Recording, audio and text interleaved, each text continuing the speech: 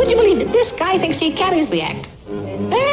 Well, in one way, maybe he does. You don't mean to tell me that you're trying to borrow money from this lady? Well, I didn't mean to tell you. No, worse than that, I didn't get it. Go! We're going! Here! I'm Valentine Box, and what you've been watching is the art of ventriloquism.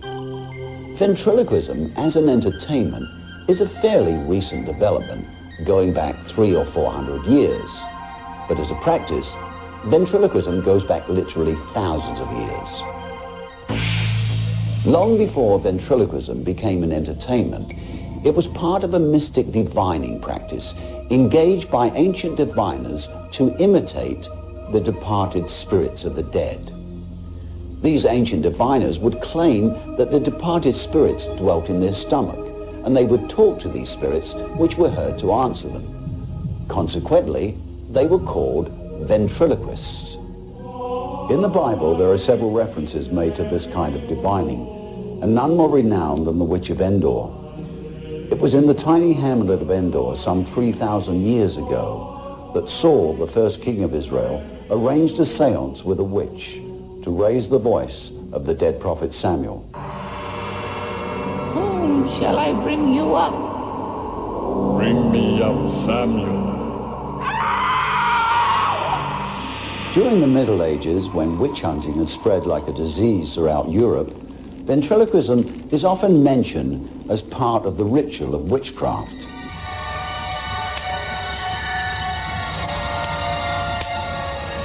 In 1584, Reginald Scott published his work called Discovery of Witchcraft.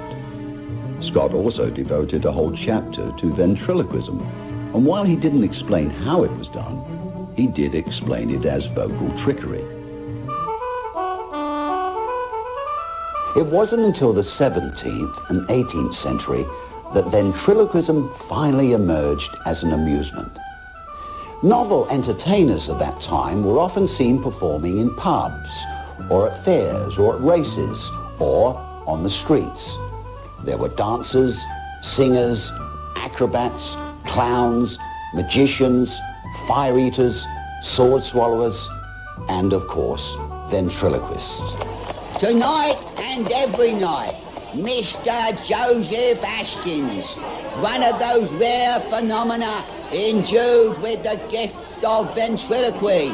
In 1796, the Sadler's Wells Theatre in London engaged the services of a Mr. Joseph Askins, a wooden-legged ventriloquist from the county of Staffordshire. The management decided to put Askins on a 2-week trial engagement because they were uncertain whether or not his type of entertainment would go over in a theatrical auditory. Tommy, where are you? I'm not there. And pray, what are you doing up there? I'm trying to get down. I told you that climbing can make you dizzy. So can Sally. Within 2 weeks, Joseph Askins not only became a hit, he became the talk of the town. The press called him the wonderful ventriloquistic phenomenon and dubbed him the man with one leg and two voices. You carry on. Light your cigarette. What's the matter? Can't you find a match? Look in me left-hand pocket, you fool. During the vaudeville or musical era, a new dimension was added to the art, the mouth-moving figure. Take your two mules. The addition of the mouth-moving figure greatly increased the popularity of the art, so much so that many ventriloquists now found themselves in the exciting position of being headliners.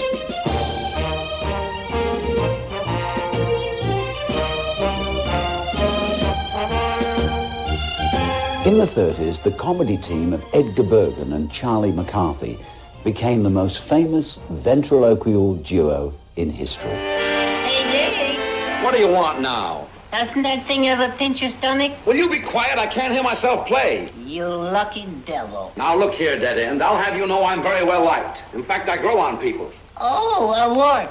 For his contribution to the entertainment industry, Edgar Bergen was awarded a special Oscar. The Oscar, in fact, was made of wood, and just in case Bergen felt like talking to it, it was installed with a moving mouth. Some Hollywood writers prefer to see the art in a more sinister light, transforming the comedy team into a schizophrenic nightmare. Abracadabra, I sit on his knee. Presto, change-o, and now he is me. Hocus pocus, we take her to bed. Magic is fun. We're dead.